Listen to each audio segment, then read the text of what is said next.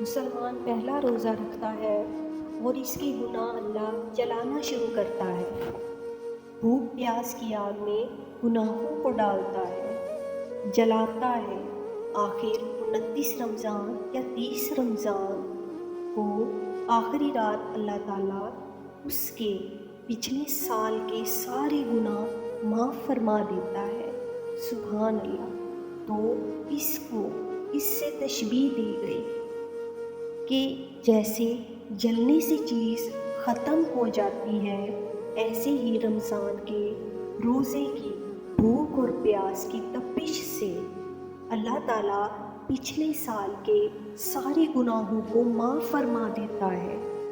حضور صلی اللہ علیہ وآلہ وسلم نے فرمایا، جو رمضان میں عبادت کر لے، ایمان کے ساتھ رمضان میں عبادت کر لے اور اللہ اس کے پچھلے سارے گناہ معاف فرما دیتا ہے، اب وہ نئی زندگی کا آغاز کرے۔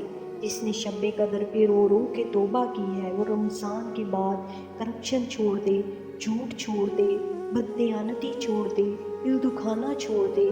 جس نے رمضان میں روزے رکھے، تراویح پڑھی، نئی زندگی کا آغاز کرے، خدا کی رحمت سے گناہ معاف ہو گئے۔